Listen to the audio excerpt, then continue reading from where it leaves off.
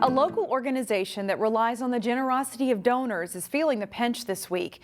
As Delane Cleveland reports, a snowstorm, an influx of influenza and other respiratory illnesses, and the holiday season is having a big impact on blood donations.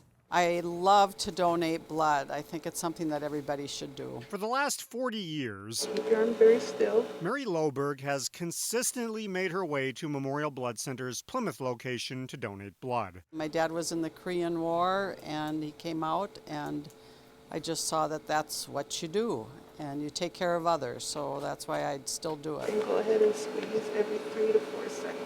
It's a small but simple way to give back to those in need. So if something ever happens to me or a family member, I know the blood will be there. Even though many wouldn't have blamed her if she had canceled her appointment due to the massive snowstorm happening outside. No, it was the opposite. Today is a day when people cancel, so today's the day for sure I'm going to show up. Memorial Blood Centers is on the lookout for people like Mary who are willing to donate when the need is greatest. We've had cancellations today, not surprisingly. Phil Losacker is a spokesperson for the organization. He says right now is a challenging time for donations. The holidays keep people busy, winter weather discourages people from coming in, and seasonal illness forces people to stay home. The holiday season's tough, and influenza is one of the reasons why it's tough. The CDC reports that influenza is running rampant across the country. And in Minnesota, respiratory viruses like the flu and RSV have consumed hospital capacity. Reportedly higher instance of people suffering from those two viruses. It certainly will affect our ability to collect blood. Just what sort of effect remains to be seen. As for Mary, Look what I got today, socks. she knows that 42 hospitals across Minnesota rely on donated blood, and she hopes others out there can answer the call. It's easy to do. The people here are awesome. The process is easy, and you're helping somebody else. In Plymouth, Delane Cleveland, CCX News. Brooklyn Park is taking steps to regulate the sale of products containing THC, which is the main intoxicating ingredient found in marijuana. On Monday, the City Council approved the first reading of a licensing ordinance for businesses that could sell edibles and beverages containing THC. The state legislature legalized the sale of THC products this past summer. While state law limits the concentration of THC in products, it does not limit where they can be sold, with the exception of liquor stores. Some Brooklyn Park residents have raised public safety concerns by allowing licenses, but the city attorney says cities have a very limited authority to ban sales.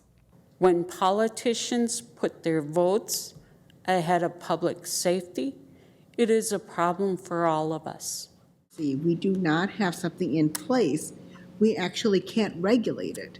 So we have to pass something so that we can actually enforce what we have passed, and which is actually something that protects the public instead of hurt the public.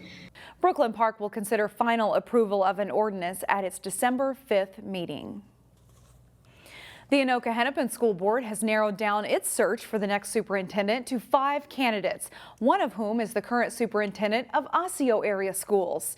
The district says Corey McIntyre has an interview scheduled for Wednesday evening.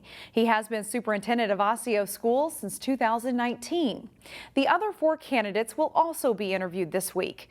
After that, the school board will name finalists for the position, with the decision on the preferred candidate expected as soon as December 6th. A Brooklyn Park volunteer is planning a unique experience for young female leaders at an event coming up at North Hennepin Community College. First, we were looking around to see something that we could take our girls to, and we weren't finding what we were looking for. So we thought, why don't we create something on our own? And not just for our girls, but other girls. There are so many other girls throughout the state of Minnesota that need the support to learn confidence and leadership skills and to just be curious. Paulette Bonner is the founder of a mentored troop in Girl Scouts. A mentored troop provides girls of color the opportunity to be a part of a Girl Scout troop led by a leader of color. She says it's a chance to give her daughter and other girls from diverse backgrounds the encouragement and mentoring she wishes she had at that age. So it is amazing when we see these girls of color so confident, and they literally are just the epitome of everything I wish I had when I was their age. Bonner's Mentored Troop is organizing a mini conference for all young girls ages 5 to 9 at North Hennepin Community College on December 17th. A class at Park Center High School is getting kids out of the classroom and back in nature. Jason Malello has more in today's School Spotlight. Spending a night in the woods. This is my opportunity to try out new things. Learning to make fire. You never know what situations you could be in. There's a lot of skill sets that can help you out. And rolling a huge snowball down a hill because why not? What was there? The smiles on their faces haven't quit since we got here. This is Park Center High School's outdoor adventure class. Students recently spent time at Baker Park Reserve. They've been running around the woods, finding geocaching, learning prehistoric skills. We did shelter building with them, and today we're going to do some fire making. They cook their own dinner. They've been cleaning, doing everything on their own.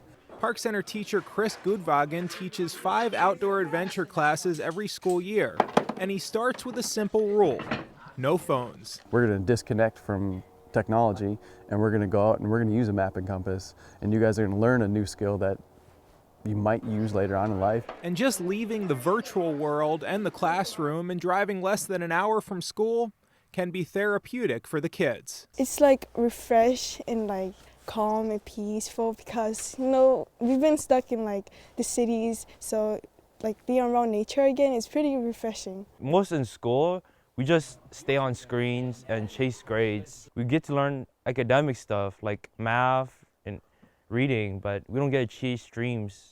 In Maple Plain, Jason Malillo, CCX News.